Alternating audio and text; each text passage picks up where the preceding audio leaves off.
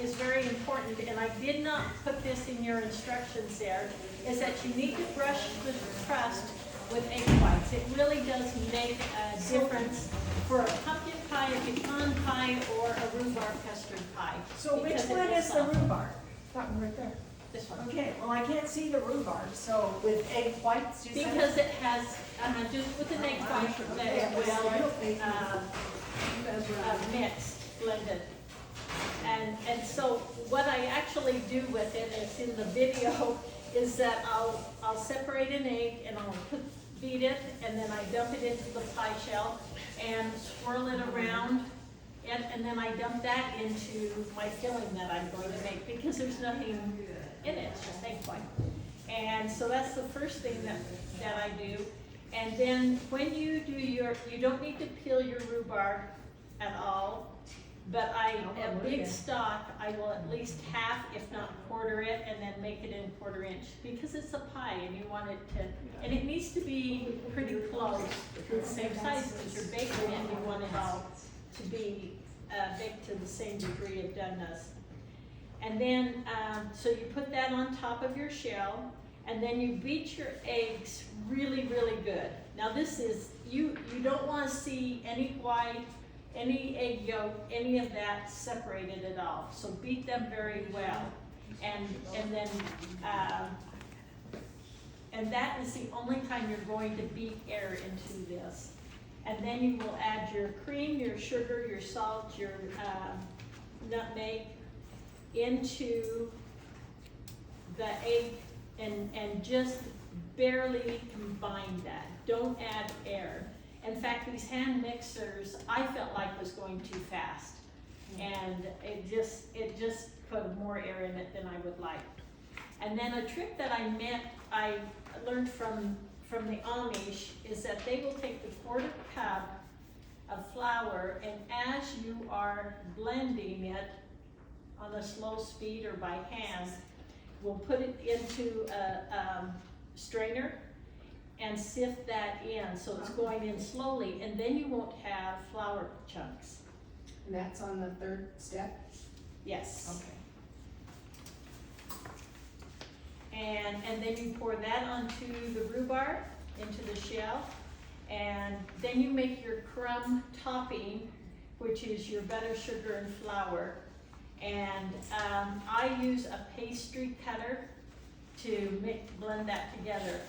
It is much better if it is even a little hard. I mean, it was kind of hard, and I pulled it out last night, but it was hard, wasn't it? It was firm. It was very firm, but it does make a crumbly crumb topping. So that's the butter, the sugar, and the flour. Mhm. Makes the crumb. And then you pile that on, and this recipe to me makes more than what the pie will hold. So I always have a little bit left, but throw that on muffins or something. Oh, one thing about the rhubarb, you can, because you don't have it in the winter, I can't tell the difference between fresh rhubarb or frozen rhubarb pie. So I will completely cut it into the little chunks and just freeze it. You don't need to blanch it. So you're going to bake that 400 degrees for 20 minutes. Reduce your heat to 350, and I think your recipe says 60 minutes. 50 to 60. 50 to Yeah. 60. You're going to go 60 to 70 minutes Okay. on that. And then let it cool completely. A couple hours is all, and then serve with whipped cream. All right, Karen, you go and do yours. Oh, sure. Okay, the only thing that I wanna make you aware of on mine, it says put in bowl, and, well, I never put it in the bowl. I just I just dump everything in the pan. So why dirty another dish? So, but it says put in bowl and blend in butter and chocolate chips, but it also includes the vanilla. So that last step, the butter, the vanilla, and the chocolate chips, you put into that cream. How big's the bag of chocolate chips? Well, whatever you buy at the grocery store, that's what I use. So what is it, 14 ounce? 14 ounces is what Anne Marie has at her house. So Some of whatever, them are 11. we use 14 ounces today. So, anyway, yeah. And once it starts getting, and it says cook, let's see, it says approximately half hour. It doesn't take half an hour for that to start thickening. I don't know, somebody gave me this recipe and told me that's what. So I don't know if it's from beginning to end it takes half an hour, but it definitely doesn't take a half hour for that to thicken. Maybe 12 minutes. Oh, yeah, 10 minutes. It wasn't very long. And then start dumping everything in, so. So which one is yours? Mine says chocolate. Oh, they're both the same. What's How the come they're difference different in that? colors? I don't know. You know, I have the recipe last night. So, because I wasn't gonna make a double and then do a double today. That's 4 pies. Yeah. So I only halved it. So, and I used the Nestle's chocolate chips. And then these are the chocolate chips you gave me today. Are they semi-sweet? Yes, they're semi-sweet. Both of them are? Both of them Mine, are. mine are from Winco. So Oh, I, it's probably I, just the okay, I chocolate don't chip know. then. Okay. So, That's what my question was, which one, semi-sweet or the dark chocolate? well, it was the semi-sweet. Semi-sweet. It was the semi-sweet on both of them, so. Me? Okay. So I did the coconut cream and the banana cream, and your recipe is just a vanilla cream pie filling, or pudding, and it's such a versatile recipe, and it's really, really good, just plain. And so before I forget, there's extra over there, and, oh, my name's spelled wrong. It's not Hargraves, it's Hargraves, but that's okay. She was in a hurry. Well, no, I'm sorry. It's Hargraves. Okay, so, But this is nice. yes, it's love you. She loves me, right? Yes. Only because I helped her, but. Always. So your first 3 ingredients, your sugar, your cornstarch, your salt, put that in your pan, mix it up really good. And then you're gonna take your egg yolks only, whip them up with a fork so they're mixed, and then add the milk to them in a separate dish. Mix that up together, put that in your pan with the first 3 ingredients. Use a whisk, stir it on medium heat constantly until it starts to boil it for 1 minute, and then immediately pull it off the heat. You probably will not actually get to keep the pan on the hot plate the whole entire time, because when it starts to boil, it pops and it'll burn you. And so it's okay to take it off. And then that's when you add your butter and your vanilla. Now this is the basic vanilla pudding. However, and that's what I used for both of these, all right? When I made these, I just used real vanilla, not imitation. Yeah. And I used the clear stuff so it doesn't make it dark.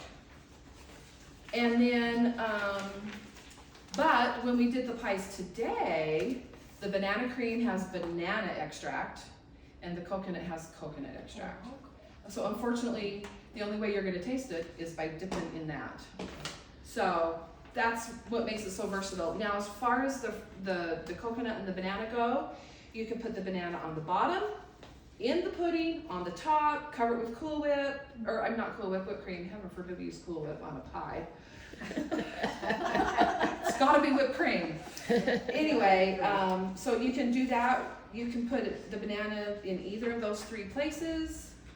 I recommend either on the bottom or in the pudding, but I was out of town for the weekend and I forgot to buy bananas. So they went on top this morning instead. But it works that way, and a lot of pie makers do it on the top. The coconut, you can mix it in the pudding, or you can put it on top of the cream like we did here. If you put it on top of the cream, you want to toast it. And we did put it in the pudding when we did the pie today. So how'd you toast it? Oh, put it on a cookie sheet, and you can bake it or broil it. I always broil mine, but I don't ever put the wrap up by broil. I just put it on the middle of my oven and let broil work, because you don't want to burn it. And then just watch it closely. Very, very closely. Just be really, really careful. Yeah, don't leave. Yeah, put it on and away you go. Oh, bake your pie crust first. And how much flavoring did you put in? The same as it calls for in the vanilla. Okay. Catherine? In the lemon chiffon, there are three things that you learn. One is how to zest the lemon, and it took us 3 lemons to get half a cup today, but the lemons I had at home, I could do it with 2. A trick too would be let the lemons warm up and then roll them before you slice them. We zest the lemon first, and it's important when you zest the lemon just to take the top off. Don't go down into the white stuff because that's bitter. The second thing that you get to learn how to do, well, it calls for mixing cornstarch, and 5 tablespoons of cornstarch level is not enough, so use heaping tablespoons. And then it talks about how you have to eggs. Whenever you're going to whip eggs, do not get any yellow in with your whites. It won't set up. It won't do very good. Always, so I have 3 bowls. I put the whites in one bowl, the yolks in one bowl, and I crack over the first bowl. And if I muff an egg, which is really easy to do, particularly if it's an old egg, put it to the side for scrambled eggs. Right. Not cornstarch. What did I say? Cream of tartar will help. Not all the eggs in the store are that fresh, unfortunately. I found one last night that wasn't that fresh in fresh eggs. Will help stabilize them if they're older eggs. Tempering eggs, that's when you take a hot solution that's been boiling to put into eggs. You don't want to put too much in or you'll cook the egg. So you do slowly, spoonful at a time. And then in whipping it, it takes time to get stiff peaks. It's not something that's fast, but from soft peaks to stiff peaks goes kind of fast. And you put sugar in, it's good to put it in slowly, a little bit each at a time. Any suggestions or questions? How much cream of tartar? I put in almost 1/4 of a teaspoon. Okay. Okay.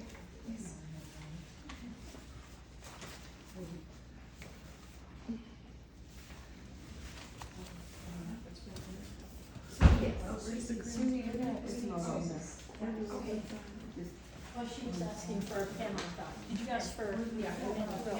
Thank you. 1/4? You add the cream of tartar to the egg whites Yeah. Okay. Right at the beginning. before you whip them. Okay. So we're on the second page.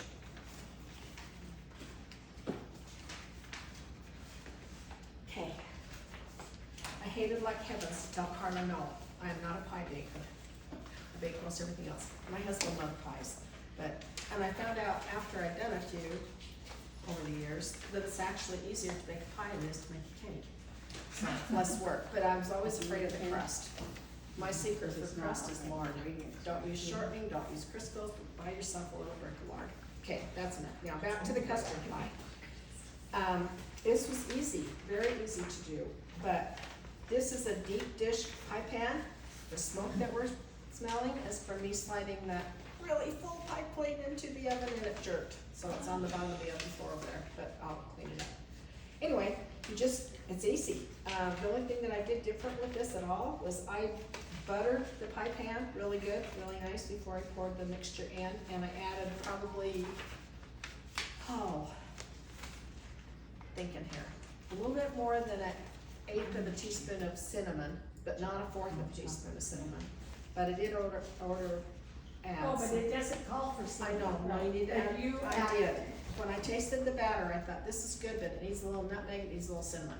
So I added that. So about 1/4 a teaspoon of nutmeg, and if you're grating your own fresh, don't go over crazy with it. And if you guys have never used fresh nutmeg, invest in some, but you need a microplane grater to do it, real fine grater. Those little nuts of nutmeg will stay good in a jar that's tinted for years.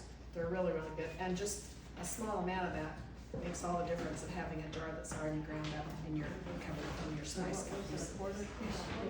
Quarter teaspoon of nutmeg. And then taste it, put it in your batter and taste it, and if you want a little bit more, add a little more. Always better to add, This is A what little she's talking more. about. yeah. They're just real fine little tea.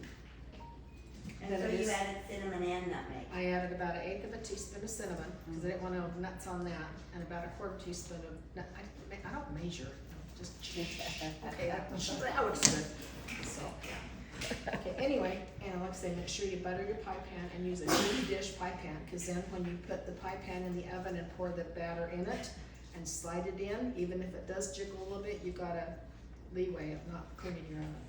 So, and it bakes up really high. When I took it out, it was like that high, and then the longer it cooled, the more it set. But the testing stick that I put in to make sure it was clean, it came out fine. So it's done, but it smells really good. Yes, it does.